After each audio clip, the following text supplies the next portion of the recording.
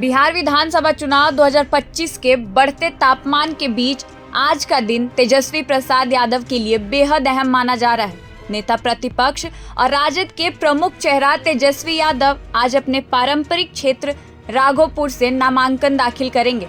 यह लगातार तीसरा मौका होगा जब वे इसी सीट से चुनावी मैदान में उतरेंगे।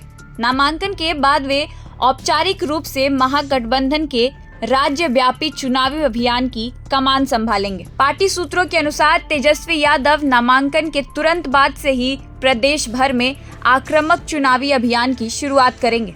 उनके कार्यक्रमों का शेड्यूल इस बार काफी व्यस्त और रणनीतिक रूप से तैयार किया गया है।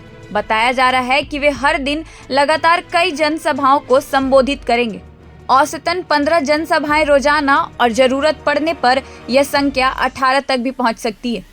राजद के अंदरूनी सूत्रों का कहना है कि तेजस्वी इस चुनाव में न केवल राजद के बल्कि महागठबंधन के सर्वमान्य चेहरा बन चुके हैं। वे कांग्रेस, वाम दलों और वीआईपी जैसे सहयोगी दलों के उम्मीदवारों के लिए भी प्रचार करेंगे।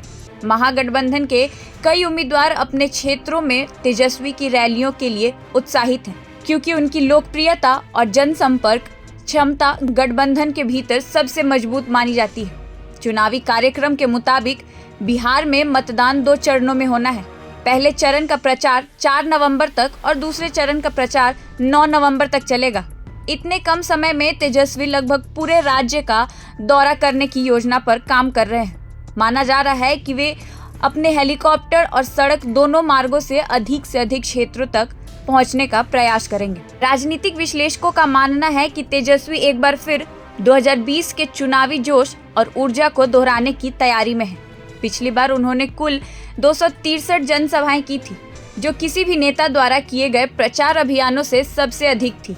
कई मौकों पर उन्होंने दिन में 16 से 18 जनसभाएं की और रात में हेलीकॉप्टर की अनुमति न मिलने पर सड़क मार्ग से पटना लौटे।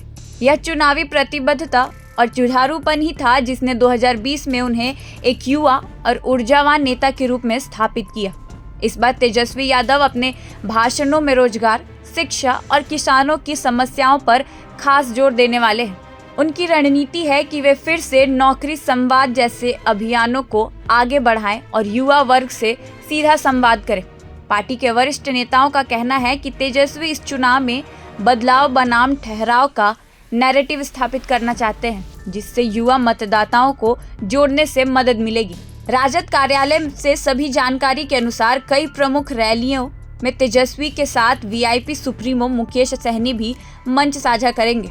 दोनों नेताओं की यह साझा उपस्थिति महागठबंधन की एकजुटता और तालमेल का प्रतीक मानी जा रही है। राजनीतिक हलकों में इसे महागठबंधन की मजबूती का संकेत बताया जा रहा है, खासकर तब जब विपक्षी खेमे को एकजुटता के प्रदर्शन की जरूरत है। तेजस्वी यादव इस बार न केवल अपने चुनावी क्षेत्र बल्कि पूरे बिहार में महागठबंधन की लड़ाई का चेहरा बनकर उभरने जा रहे हैं। 2020 के अनुभव और युवा ऊर्जा के साथ वे एक बार फिर मैदान में उतर रहे हैं और इस बार उनका मकसद सिर्फ सीट जीतना नहीं बल्कि बदलाव की नई लहर पैदा करना है। पर फिलहाल इस खबर में इतना ही। ऐसे ही और अपडेट्स के साथ आपके बीच आते रहेंगे। देखते रहिए प्रभात खबर डिजिटल।